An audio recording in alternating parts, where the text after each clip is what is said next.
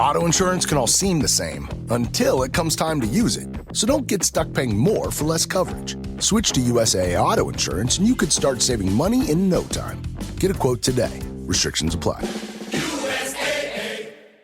Does it ever feel like you're a marketing professional just speaking into the void?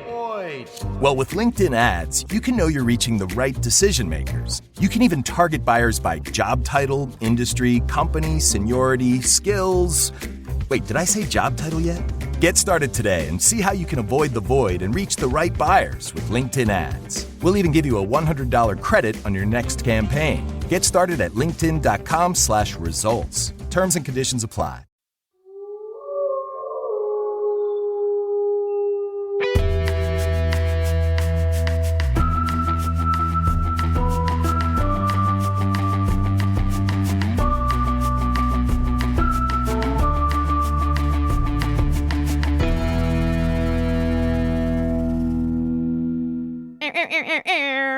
Podcast.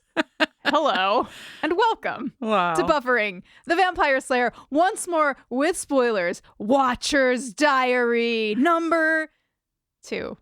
She was unsure. She looked at me with eyes of panic and said, with her eyes, "Is it 2?" It is. It's Watcher's Diary number 2. But who knows around here? Time has lost all meaning. It's our second Watcher's Diary. It's landing after Nightmares and before Out of Mind, Out of Sight. That's right. We've got a few things. First of all, you need your What Was Dawn Doing segment for Nightmares. So we're going to bring that into the fold. What was she doing? We have some listener emails, and we also have something really special because it's almost time to Buffy Prom over in Torrance, California. And so we have, and there's I don't even think there's a way that I can read all of them, which breaks my heart because we have some beautiful prom stories from listeners who have attended proms past, and I'm very excited to share them with you and with Jenny because I love to make Jenny get something in her eye. I've never had an eye, and I've certainly never had anything in it if I ever did have an eye, so fuck you.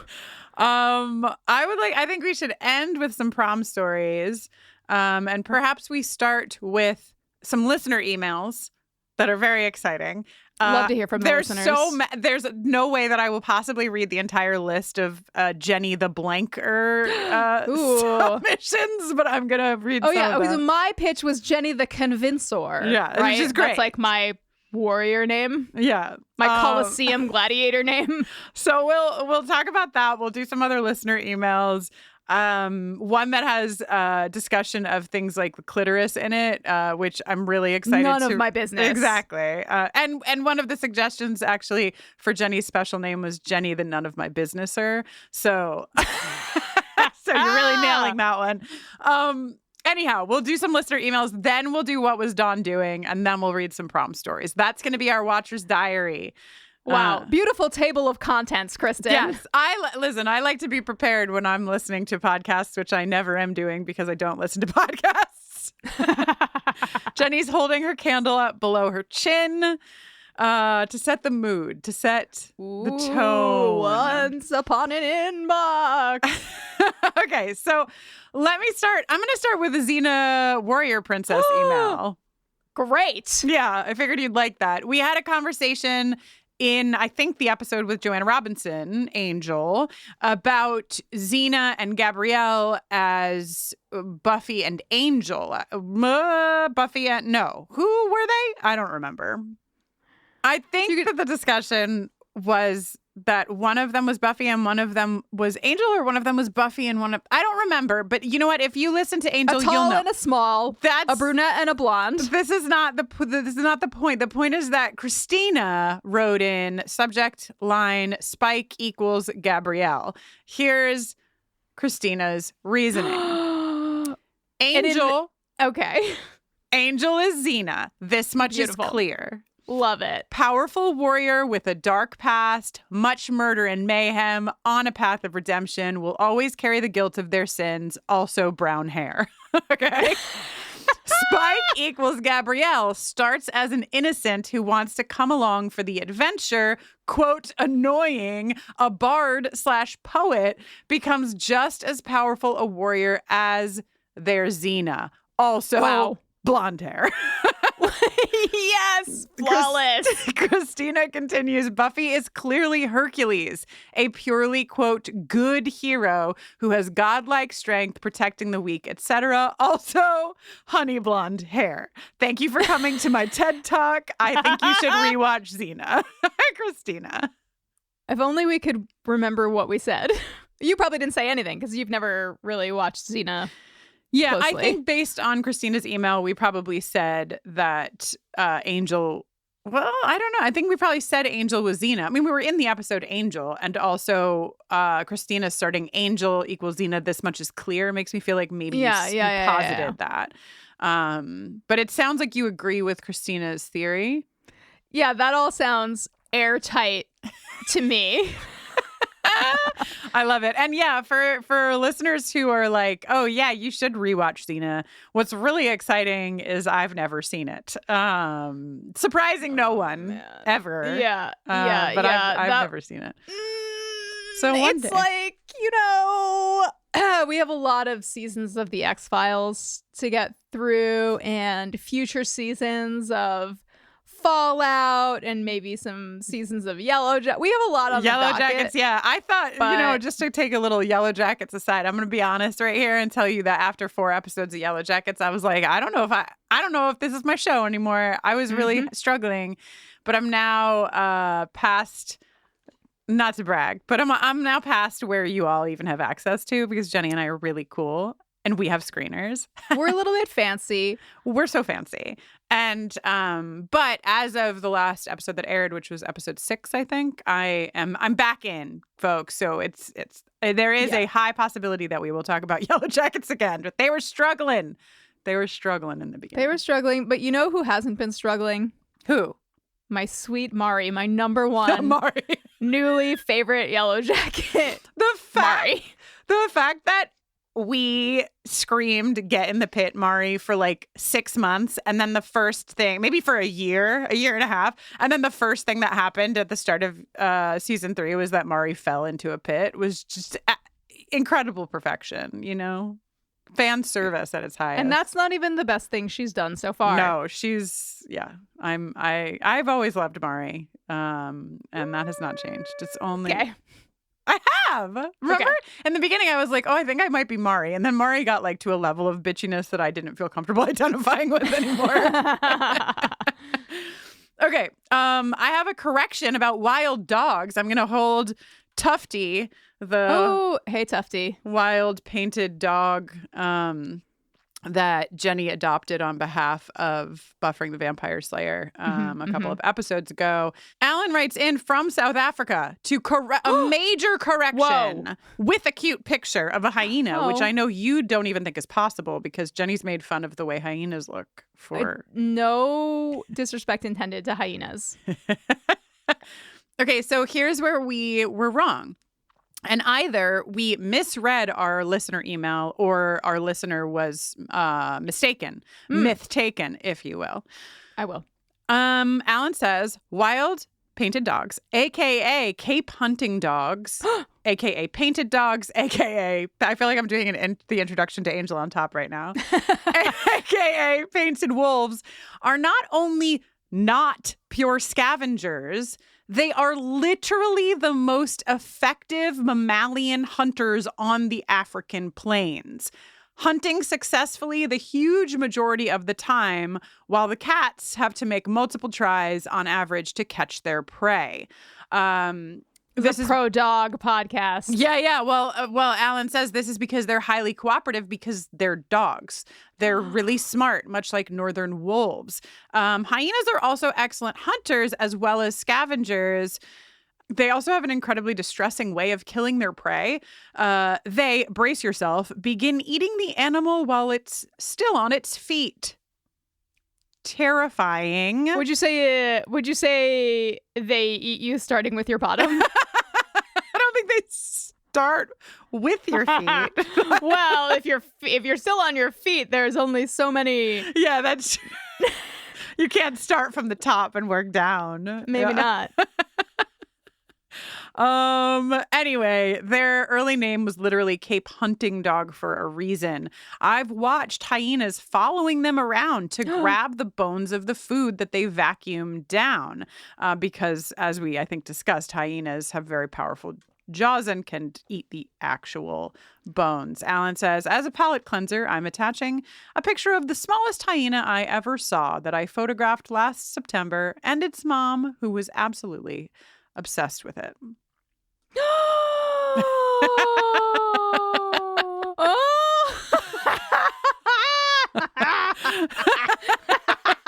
It's a pretty cute. God.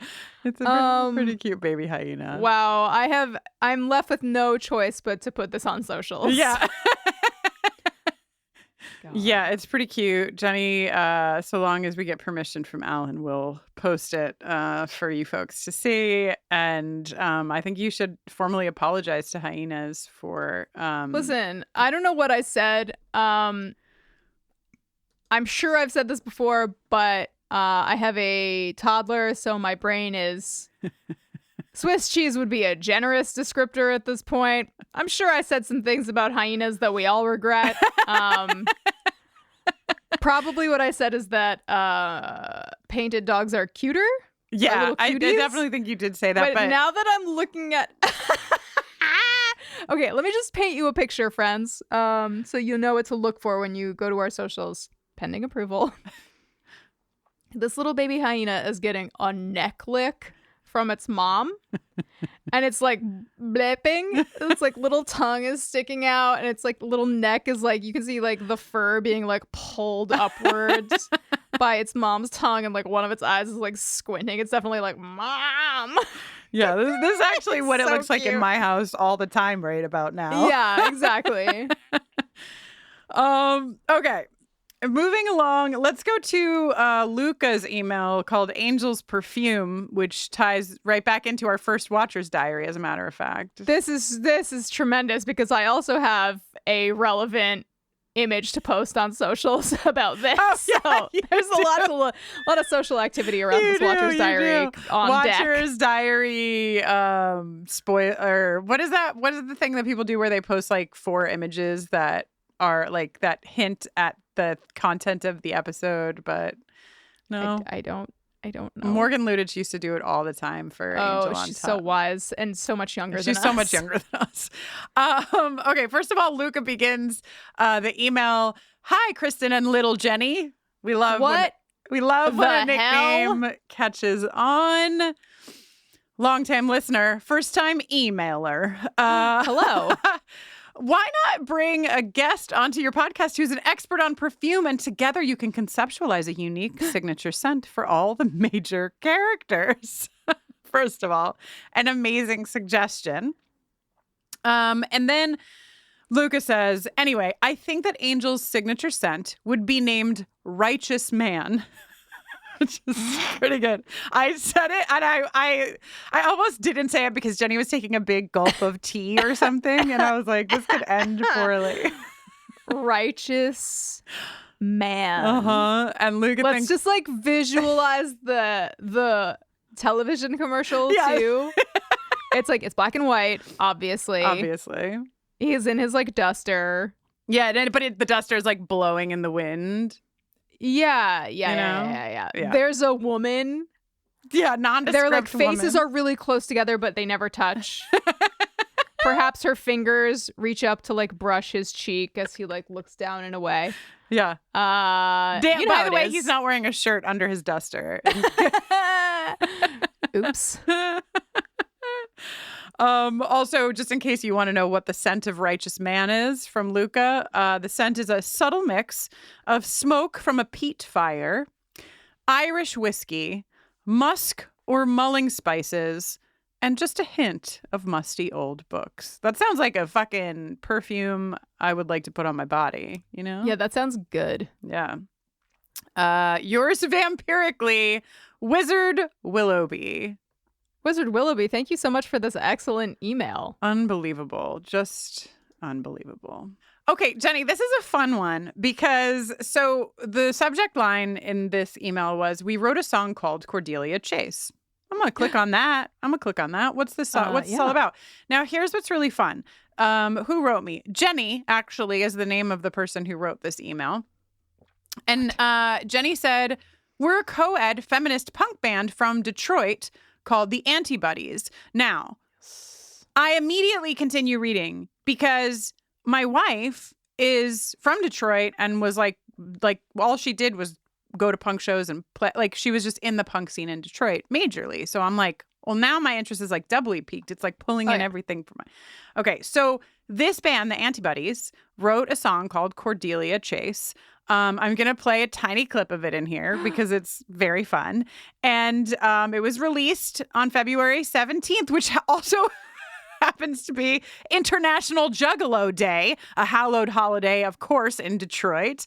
And Charisma Carpenter shared the song on her Instagram. So, first of all, fucking amazing Antibodies. And here's where it gets wild. I listened to some of the song earlier inside my home, not in my studio. And so Avanti came out and she said, were you listening to something? I said, oh yeah, I'm glad you said that because this punk band from Detroit wrote us an email about their song Cordelia Chase.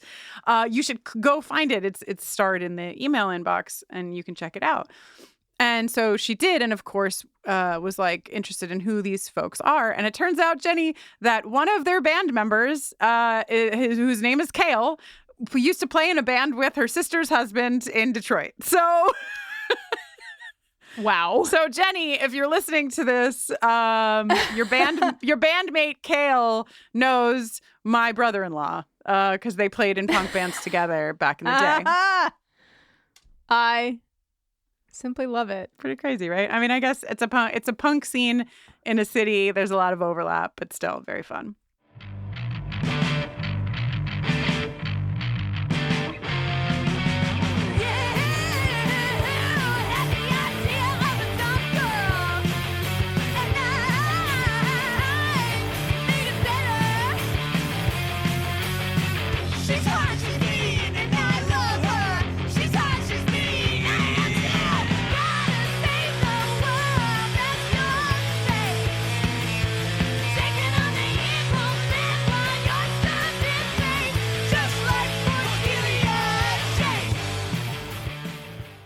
Okay. I would like to say, I'm going to read one more email before I get to the Jenny the Blankers. But I have more than that, and we're just going to have to wait until the next Watcher's Diary because I can't get to them all inside the time that we have.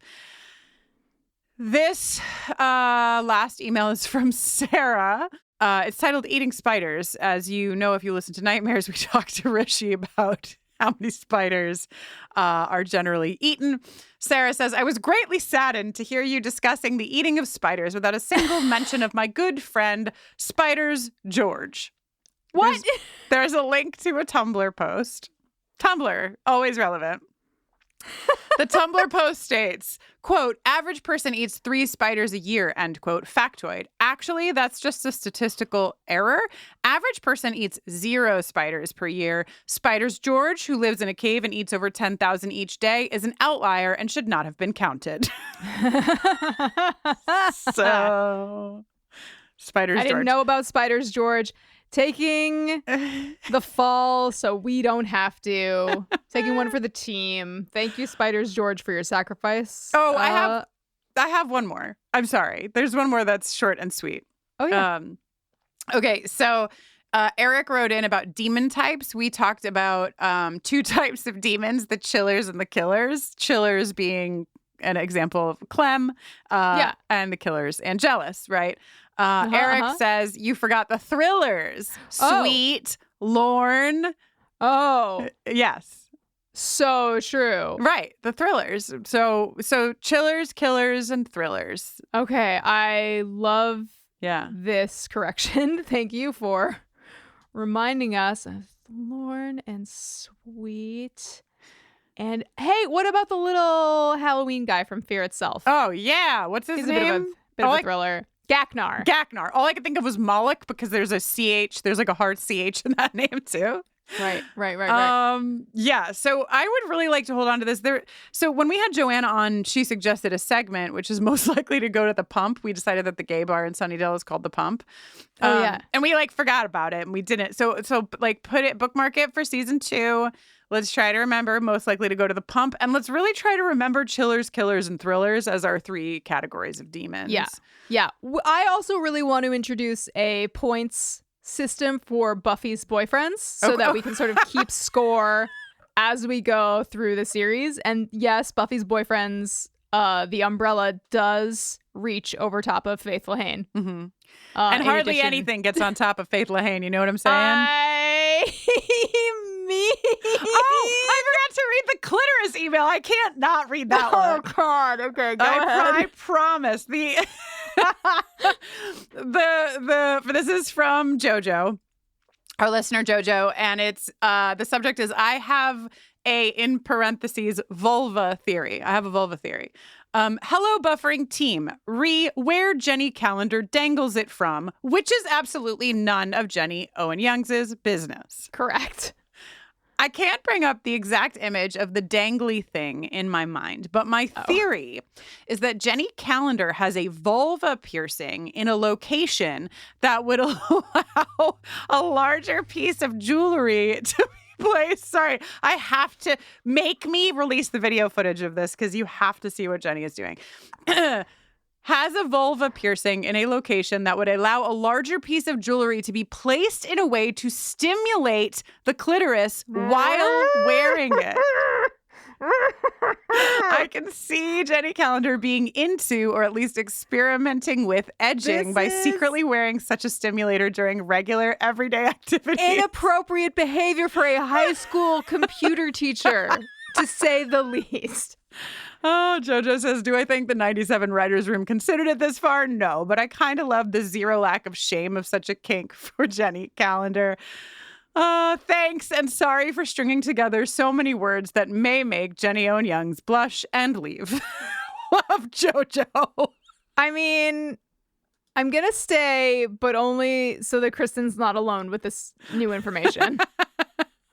I can't believe I almost promoted the episode by saying I was going to read an email about a clitoris that was going to make you upset and then almost didn't read it. There would have been a mutiny on my hands. Yeah. Okay. Jenny. Yo. These are not all of the suggestions that came through. An incomplete list. And if I had more time, I would. And there's still, it's possible that we can still. They can't all fit in an episode. Okay, so first of all, credit to Nathan, who is the one who suggested Jenny, the none of my businesser. Very good. We have from Vicky a great list here. Jenny, the questioner. Jenny, the decider. All right. Jenny, the inquirer. Oh, yes. Jenny, the creator. Yes. Jenny, the interrogator. Yes. My favorite and most apropos, given the banter I love between the two of you, would be Jenny the ironic, but it's of course missing the You know be ironic is a whatter. I'm not sure. Ironier. We'll work on that. Jenny the scorer because you write music. Oh, yes. Jenny the razzle dazzler, which I like simply because it's a razzle dazzler. Yes. First you hit them with the razzle, then you hit them with the dazzle. Famously. On a similar beat, Kristin, not me, suggests, of course, our beloved enthusiastic wow girl must be Jenny the enthusor. Oh, yes. Okay, so that's great. Holly, same page, Jenny the wower. Yes. There was a suggestion for Jenny the jingler, but that sounds, I don't know, it just sounds wrong. Yeah. I feel like just base rule, I'm leaning way more in the direction of anything that sounds like it could be applied to somebody who is wearing a sort of He-Man, Conan the Barbarian sort of loincloth with a shoulder strapped gigantic, like 1.5 hand to 2 hand sword. She's like wearing it on my back. Jenny the Razzle Dazzler is top among. I mean, I'm kidding. Razzle Dazzle, like I see its virtues, but I need to. I'm doing some. I want to rehabilitate my image away from razzling and dazzling. Well, and Jenny, more towards... Martin did also suggest one that I think would fit with that costume, which is costume outfit. I'm so sorry to insult you. Wardrobe. Jenny the Knower, I think, is you could be wearing that with Jenny the Knower. With a K or just an N? No, with a K, like knowledge having. Nice. Knower. Nice. I got a few suggestions from Martin. Kristin the Scream Connoisseur, which I like what you've done there because I love to rate horror screams. Kristin the Gayor for the work that I do. Very fair. But also I would posit for the fact that I will almost always be gayer than you. You know what I mean? Oh, boy. And Kristin the Wrangler, which I actually like the best. And this is for wrangling Jenny back into the conversation. Whoa. If I go on a quest, it is for a good reason and to the delight of the people. I'm sure that I'm missing some really important ones, and I'm sorry. There's also one from Emily that I'm going to read because I feel like this is how I imagine it being said. Jenny the Wellener. Jenny the Wellener. Okay, so amazing suggestions, everyone. I'm sorry if I did not read yours. It's just that there were a lot, and I'm less organized because I have a 5-week-old baby. But I'll get back in my game. Give me like 5 more weeks. I'm good. I did also, over the last handful of weeks, I played some shows in New England and some shows in the West Coast, and I was delivered directly to my face some suggestions as well. So we appreciate everyone's commitment to really thinking about this and delivering. This was an ask that really inspired, you know, like sometimes you have an ask and it's like you have to be a hyena expert to answer it. And sometimes you have an ask like this and anyone can play this game. Not all can succeed, but anyone can play. So you're saying nice ask. Nice ask. Jenny, I'm going to compile the full list. And at some point I would really like you to decide on a final name. Okay. Yes. Great. There are many ways to entice a potential new customer with flashy branding and calculated marketing strategies. But at the end of the day, the success of a business comes down to the ability to close the sale. And for businesses like Thrive Cosmetics, Allbirds, or Skims, it's what goes on behind the scenes, making selling, and for shoppers, buying, simple that makes the difference. For them and for millions of businesses, that difference is made with Shopify. Businesses that want to grow, grow with Shopify. Because if your goal is growth, your commerce platform better be ready to sell wherever your customers are scrolling or strolling. And Shopify will make sure you're ready. On the web, in your store, in their feed, and everywhere in between. Nobody does selling better than Shopify. And with Shop Pay, they boost conversions up to 50%, meaning way less carts going abandoned and way more sales going. It's no wonder Shopify is home of the #1 checkout on the planet. Upgrade your business and get the same checkout Allbirds uses. Sign up for your $1 per month trial period at shopify.com/realm, all lowercase. Go to shopify.com/realm to upgrade your selling today. That's shopify.com/realm. I can say to my new Samsung Galaxy S25 Ultra, hey, find a keto-friendly restaurant nearby and text it to Beth and Steve. And it does, without me lifting a finger. So I can get in more squats anywhere I can. 1, 2, 3. Will that be cash or credit? Credit. 4. Galaxy S25 Ultra, the AI companion that does the heavy lifting so you can do you. Get yours at Samsung.com. Compatible with select apps. Requires Google Gemini account. Results may vary based on input. Check responses for accuracy. This episode is brought to you by Walmart. New beauty is in bloom at Walmart, and it's all about springtime radiance. From Drybar, Tula Skincare, and hundreds more available online, Walmart has the premium brands you want and this season's on-trend products for flawless, glossy hair and hydrated skin. Big name beauty brands? Check. The things you love? Check. Find trending spring beauty and all you need to look and feel gorgeous at Walmart. on app and online. Would you like to talk about what was Dawn doing in the episode Nightmares? Yeah. This is the first What Was Dawn Doing that we're taping since Michelle Trachtenberg passed. Very tragically, very young. I don't want to get anything in my eye right now, but we have been thinking about her a lot. Yeah. And what a loss. What a loss, especially right around the same time that there is real hope that there might be a Buffy sequel reboot somewhere on the horizon. And now we will not definitively be able to have Michelle Trachtenberg as a part of it. Totally. And I hope that this is, obviously this segment is a fun and funny segment, but I think it also it's here, it's tethered to where it is because of how much joy the character of Dawn, I think, brings so many of us. And imagining, what she was doing when she was a mystical key is very fun. And just remembering what Michelle brought to the role and to so many other roles.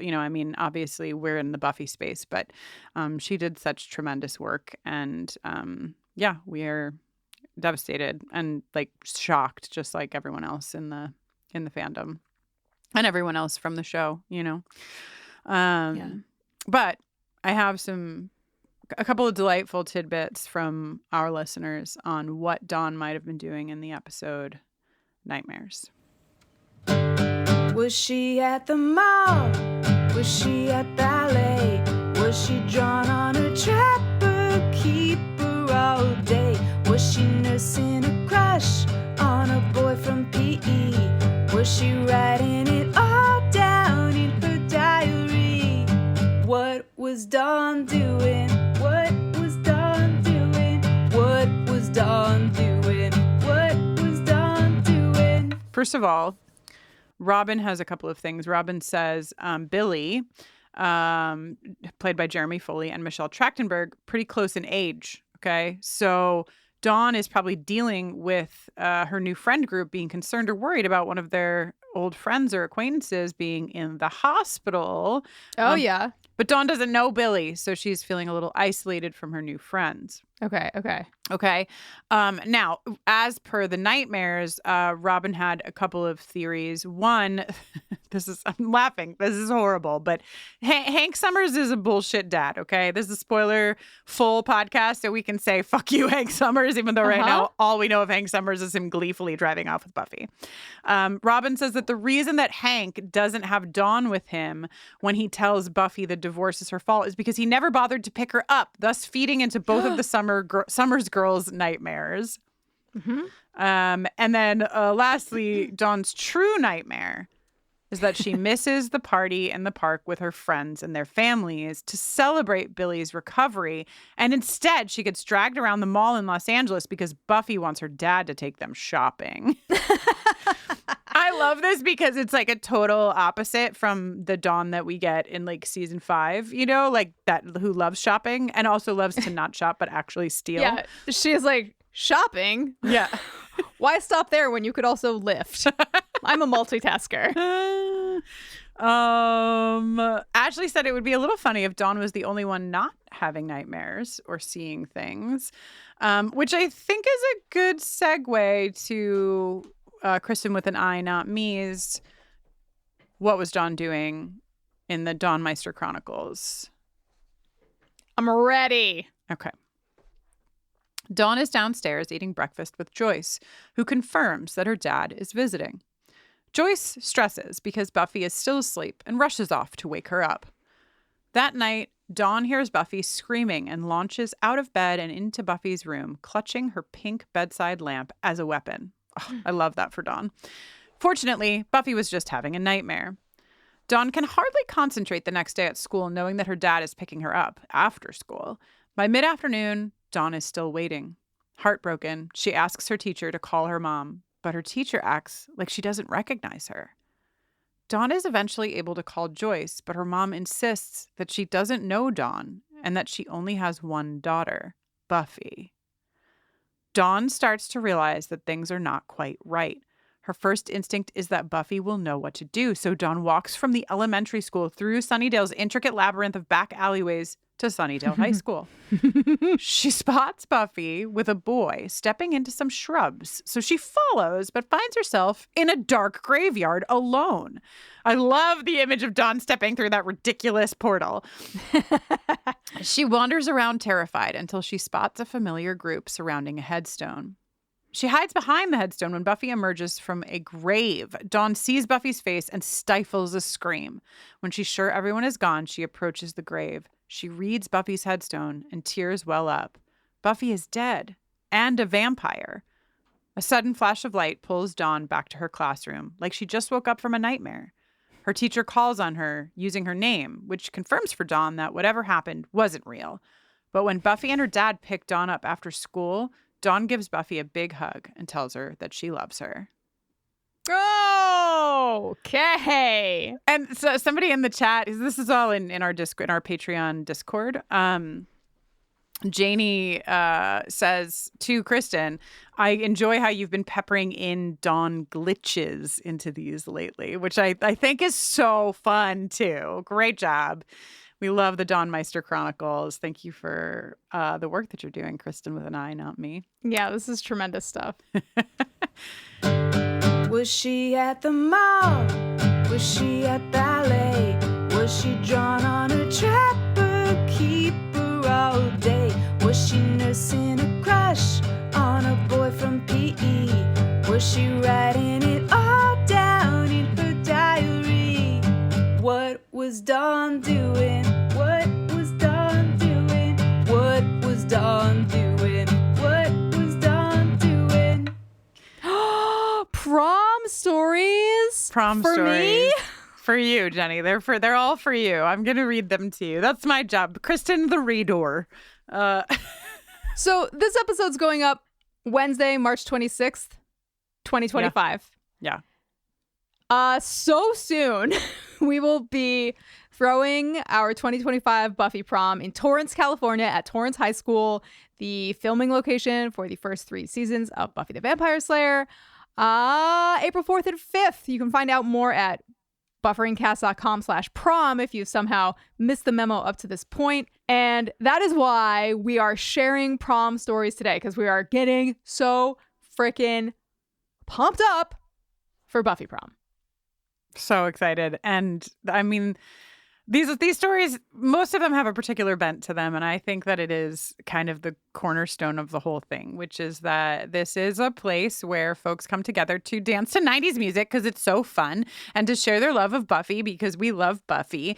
But there is an openness and acceptance and kindness in this group of people that has really changed people's perspective of themselves. And also just like, I feel like it just helps people find their people, you know, like you really, so many of you have found such incredible friends. Some of you have found life partners. There's just a lot of really magical stuff that happens in these spaces. And we could not be more honored to be a part of fostering the space and watching you all just be delightful. Can I tell you my favorite, not my favorite personal experience at prom, but my favorite secondhand prom story? Yes, please.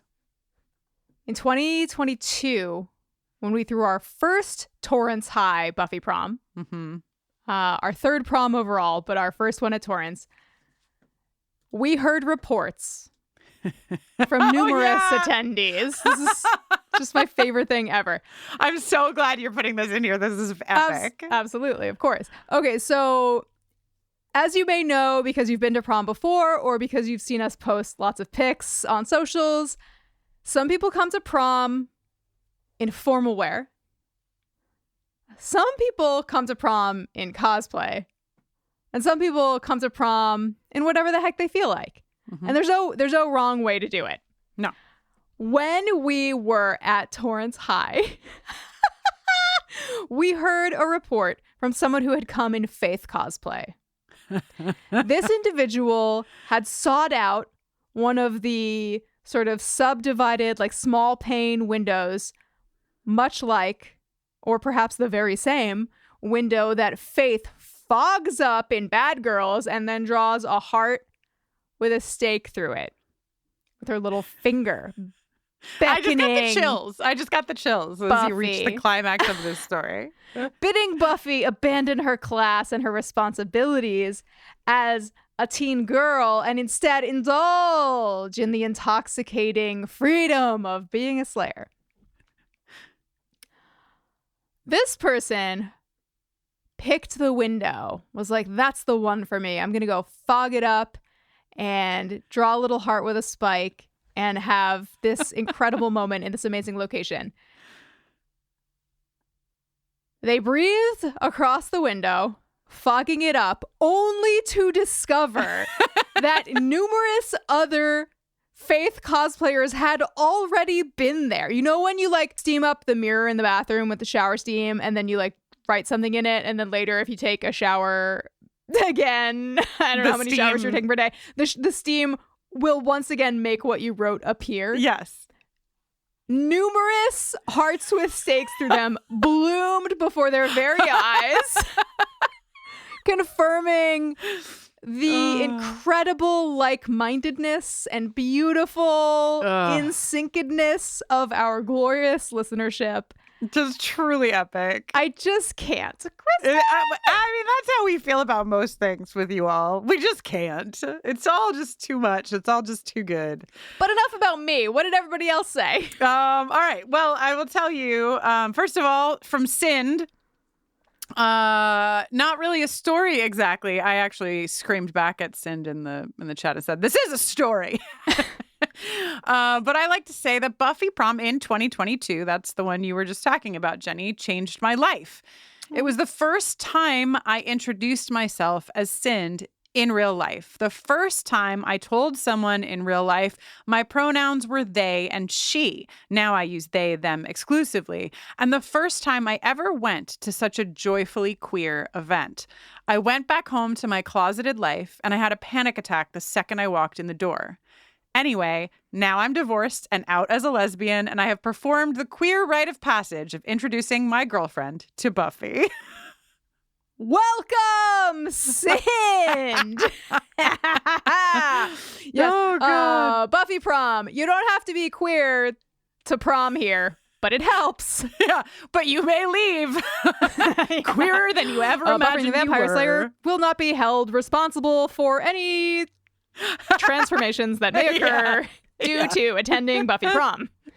But you'll probably want to thank us. All right, this is a fun one.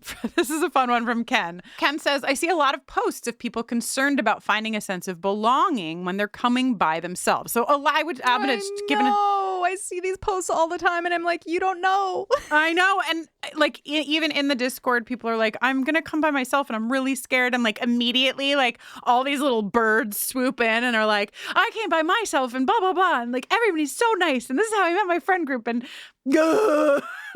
just kill us. It's too much. Anyhow, this is what Ken is sort of like responding to, is this sense of like, can you go alone? Yes, as a matter of fact, you can. And so many people have come alone and then left with an incredible group of friends. So Ken continues, I found belonging everywhere I looked. When it was time to order an Uber to get from the group dinner to prom, I was invited to join someone else's party Uber. They had really fun lighting for which they accepted no compensation. I saw so much love and queer joy around me, but the moment at prom that took the cake for me literally took my cake. Ken says, I took photos at the entrance like everyone else, but there was another photo area set up by the DJ booth. My friend and I took turns taking pictures of and with one another, but I had just gotten a piece of cake and I didn't want to throw it away. When it was my turn, I asked my friend to hold it. After a couple of pictures, it was prom gifts time, the sacred hour where the Scoobies present our humble gifts to Jenny and Kristin. We got scattered as the crowd closed in to watch, and when it was over, I had no idea where my friend or my cake was. Someone I had never met approached me a couple minutes later saying, my friend was holding this piece of cake for their friend. Can you please hold on to it for a second? And I quickly realized it was my cake returned back to me in the exact form that it had left me.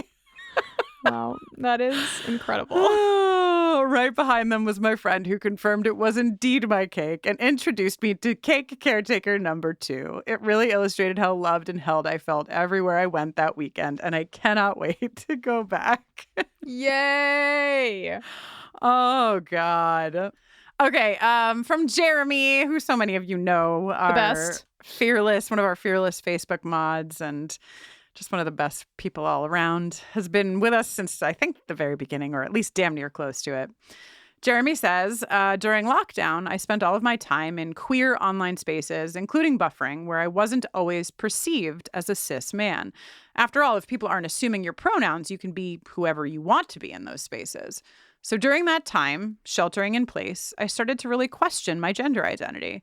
I started specifying my pronouns as he or they, and then later as they or he.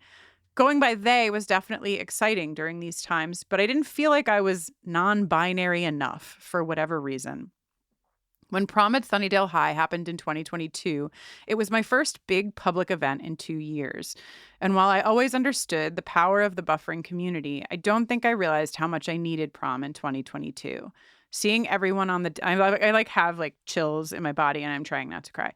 Mm-hmm. Seeing everyone on the dance floor that night dressed in various styles, being unapologetically queer and expressing their queerness and gender in different ways helped me realize that there's no right way to be non-binary. People were also referring to me with they, them pronouns in person. And that was the first time that happened to me in real life. Also, just so everyone knows, everyone has written IRL and I am reading it in real life. So I'm sorry that I'm 44-year-olding it. Needless to say, prom 2022 made me feel pretty great. That's why days later, I came out as non-binary and started going by they, them pronouns exclusively. Words cannot express how much prom, Kristin, Jenny, and this whole gaggle of slayers has come to mean to me. We love you, Jeremy. We love you, Jeremy. And then, Jenny, what's really fun about this is that Jeremy posted this beautiful story, and Danny replied in the thread. I saw you typing and thought, are they going to tell the story of wandering in 2019 to get McDonald's at 3 a.m.? Your story was better.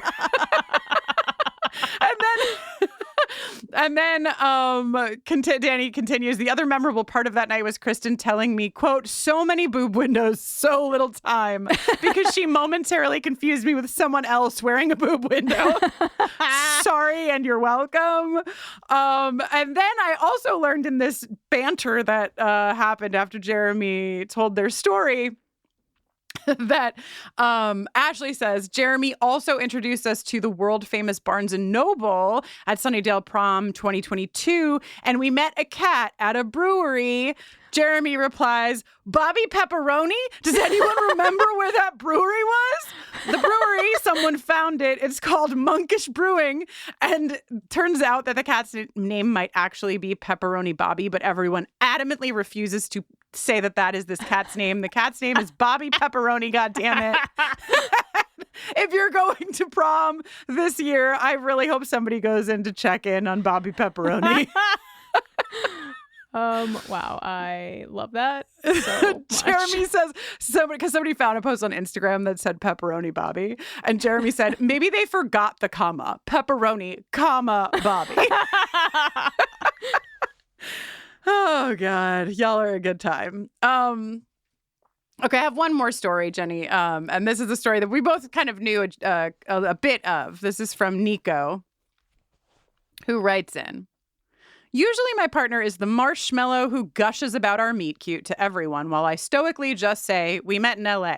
But I'm going to channel my inner William Pratt to finally tell my side of the story. Nico says, I first laid eyes on Aaliyah at a group dinner a night before prom when she sauntered into the busy Mexican restaurant in a black mesh top oozing faith vibes. Obviously, I immediately wanted to meet her, but I was stuck in the middle of a booth between my new friends. And before I could execute any of my plans to do so, she marched straight up to our table and confidently introduced herself. How freaking easy. But I'd arrived early and was soon ready to leave while she still had to order, so we lost each other. Classic late Aaliyah. I scoured. I love that you got that burn in, Nico. I scoured the auditorium hoping to run into her again, but didn't catch a glimpse of her until the following night at another group dinner when she was seated at the other table. This time I went over to reintroduce myself, and she showed me her Mr. Pointy tattoo. Adorable. We once again lost each other in the shuffle to get to prom, and just as I was wondering how to find her among the masses, she popped up at my side as we walked in. It was then we realized we'd accidentally come in the wrong way and skipped the line. The rest of our good, law-abiding group chose to turn around and join the line, but I knew I'd found my person when we glanced at each other with a glint in our eyes and decided to stay put at the party. Sorry for breaking the rules. We danced, we flirted, we laughed, we shut down the local gay bar after prom, talking until 3 a.m., which by my count is when Jeremy was getting McDonald's. Uh-huh. I really thought I'd never see her again. She lived in Chicago and I lived in San Francisco. But as the weeks wore on, we found ourselves texting every single day. Relatable content. So when the Philly show was announced, we decided to go along with another new friend. The two of us arrived a few days early and had the Airbnb all to ourselves, and I was shocked. I was shocked at how effortless it was to spend time with her. We talked about how we both watched Buffy in our youth during dark times and how it had been our comfort blanket ever since. We discovered that actually she's Kennedy and I'm a Spike, but less problematic, I hope. And we could not stop laughing. We used the Chicago Bad Girls weekend as an excuse for a date. And believe it or not, this is so corny, we said I love you and became official the weekend of the finale in New York City. This is incredible. This is another book, actually. Yeah. Aaliyah and Nico, you have your own Slayers, every one of us, story to tell. Anyhow, in 2023, she moved to San Francisco, and this Monday, this was March 7th, so it's already happened, we are moving in together. Prom Amazing. 2025 will be our 3-year anniversary. I would like to ask permission because Nico sent 3 photos of them together. And one of them is like an awkward first photo taken minutes after entering prom 2022. With their permission, maybe we can do a little social post on this because it is truly epic. Just incredible. Thank you. I think, Nico, you also go by Nick. Because I've seen that in the Discord when I asked for prom stories, everyone was like tagging at Nick. But Nico, thank you for writing this. Aaliyah, I hope you're delighted that for once Nico's answer wasn't just we met in LA. This is a beautiful story. You guys! If you can come and join us for prom. Also, if tickets are cost prohibitive for you, we have low cost and no cost tickets available for those who don't have the income to make the full cost of a prom ticket. So bufferingcast.com/prom, you can find all that information there. It really is a magical thing, no matter where it is. But I do have to say that at Sunnydale High, it's pretty freaking epic. It's going to be so special. I can't wait. I can't wait either. Well, Jenny, I think we did it. Another Watcher's Diary in the book. And it is, in fact, the book itself as well. Yeah, that's true. Be the book you want to be in the world. We probably had a way that we signed off the original Watcher's Diary, but we're also us, so neither of us know what it was. Who can say for sure? But I'm going to push my glasses up on my nose and take them off and clean them and put them back on. I'm going to don a very, very pointy wizard hat and nod at you solemnly. Very cool. We will see you next week for Out of Mind, Out of Sight. Followed by, hey, if you're not aware, Prophecy Girl, our coverage of the season 1 finale with spoilers, airs on April 8th, 2025, which is also the freaking day that our book releases into the world. So come and hang out with us on April 8th, too. We're going to be live streaming from our studios, celebrating the book's release, hanging out with you all.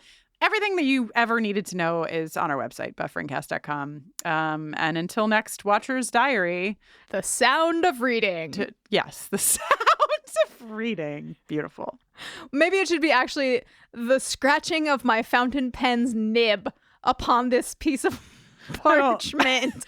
Don't be mad at me because the word nib is accurate. But you also said the scratching of my nib, and it just it's a lot in general, but also as someone currently breastfeeding, it's triple a lot. Clitoris email to me, so I think we are now on even footing. Fair. Goodbye. Goodbye.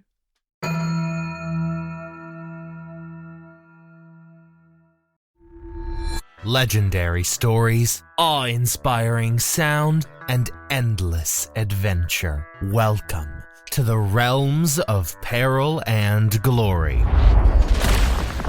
Explore the mechanically magical vistas of Vale, the paranormal mysteries of liminal London, and the cyberpunk chaos of Cyborg.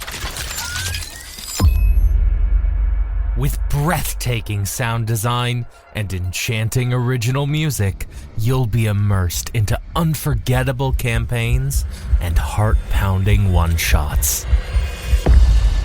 Ignite your imagination and discover the realms of peril and glory today. Go to realmspod.com or search Realms of Peril and Glory wherever you listen to podcasts.